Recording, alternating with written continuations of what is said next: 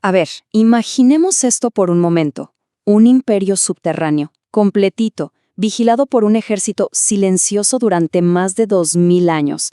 Pues bueno, esa es la increíble herencia del primer emperador de China. Y su tumba es, probablemente, el mayor misterio arqueológico sin resolver de nuestro tiempo. Y aquí está la pregunta del millón, ¿no? ¿Por qué la tumba más grande del mundo, un lugar que las leyendas dicen está lleno de tesoros inimaginables, permanece sellada? La respuesta es complicada. Es un enigma protegido por veneno, por trampas y por el mismísimo paso del tiempo. Para que empecemos a darnos una idea de la escala de este misterio, pensemos en este número, 8000. Esa es la cantidad de soldados de terracota de tamaño real que ya se han encontrado haciendo guardia. Y eso es solo el comienzo. Este ejército colosal, donde cada soldado tiene un rostro único y diferente, fue creado con un solo propósito: proteger el secreto de un solo hombre, un rey que unificó una nación a la fuerza y que luego dedicó su inmenso poder a una nueva conquista, la de la muerte misma.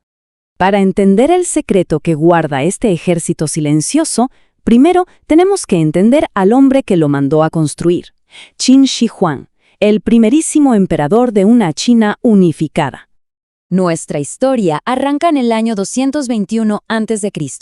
Para ponerlo en perspectiva, mientras Aníbal desafiaba a Roma en Europa, a miles de kilómetros de distancia, un rey estaba a punto de forjar un imperio a sangre y fuego, unificando 7 reinos que no paraban de pelear entre sí.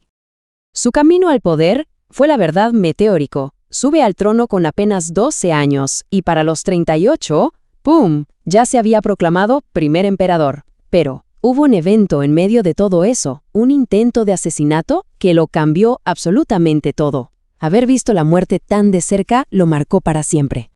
Y claro, esa experiencia fue clave para moldear su reinado, que fue un verdadero estudio de contrastes. Por un lado, un visionario que construyó una nación. Por el otro, un opresor brutal. Para entenderlo bien, veamos de cerca ese momento que casi le cuesta la vida. El plan de los asesinos era bastante audaz. Se presentaron ante el rey con supuestos regalos, incluyendo un trofeo bastante espeluznante, la cabeza cortada de un general traidor. Con eso, estaban seguros de que iban a poder acercarse sin problemas. El otro regalo era un mapa enrollado, y adentro, bien escondida, estaba el arma del crimen, una daga envenenada, lista para ser usada en el momento justo. En el momento en que el rey desenrolló el mapa, el asesino, un hombre llamado Jin Ke, sacó la daga y se abalanzó sobre él. El rey, como pudo, retrocedió, batallando para sacar su larguísima espada ceremonial. En medio del caos, un médico le lanzó su botiquín al asesino, y eso le dio al rey el segundo que necesitaba para reaccionar. El rey logró herir a Jin Ke, y después de que el asesino fallara un último lanzamiento de la daga, lo remató con 8 estocadas. Estar cara a cara con la muerte no hizo más que alimentar su paranoia y encender una obsesión que definiría el resto de su vida y, claro, su legado. Y aquí es donde vemos la gran contradicción, su dualidad. El mismo hombre que estandarizó la escritura, la moneda, y que construyó las bases de la Gran Muralla, fue también el tirano que mandó a quemar libros, que enterró vivos a los eruditos y que gobernó con una crueldad despiadada. Una vez que tuvo el poder absoluto sobre todo el mundo que conocía, una nueva preocupación lo empezó a consumir. Se dio cuenta de que había un único enemigo que no podía conquistar: la muerte. Así que, ni corto ni perezoso, se propuso derrotarla. Su estrategia, la verdad, era bastante lógica, aunque megalómana. Tenía 2 frentes. El plan A, encontrar el mítico elixir de la vida y volverse inmortal. Y si eso no funcionaba, pues el plan B, construir un imperio bajo tierra desde donde pudiera gobernar por toda la eternidad. Pero el plan A fue un fracaso total. Mandó expediciones gigantescas a buscar ese elixir, pero ninguna tuvo éxito. Y aquí viene la ironía.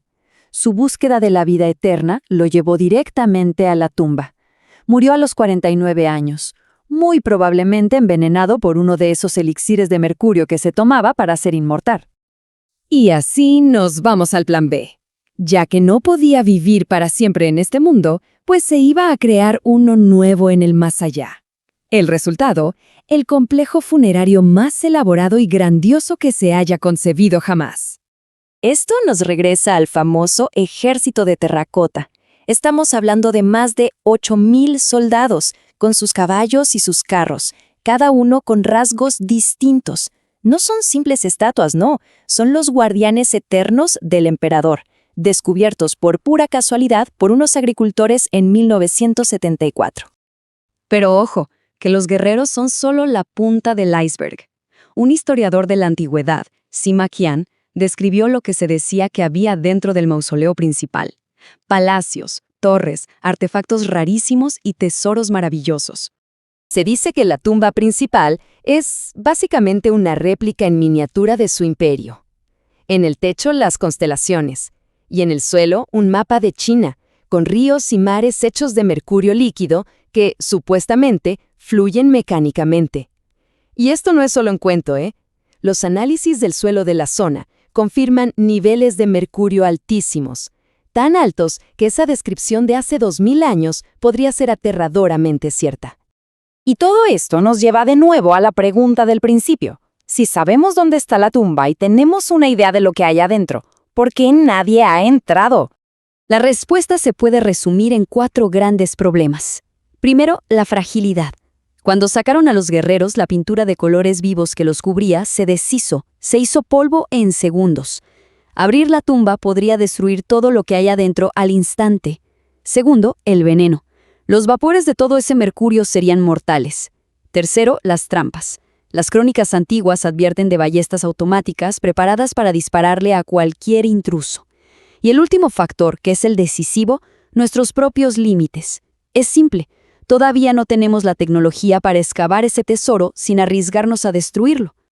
En pocas palabras, es un misterio de 2000 años de antigüedad, que no está protegido por una maldición de película, sino por una combinación muy real de tecnología antigua, veneno y un miedo muy justificado a destruir un tesoro invaluable para la humanidad. Al final, la historia del primer emperador es una historia sobre el poder absoluto y sobre cómo nos enfrentamos a nuestra propia mortalidad. Y nos deja con una pregunta flotando en el aire. Cuando se puede conquistar todo lo que hay en el mundo, ¿qué es lo único que queda por temer?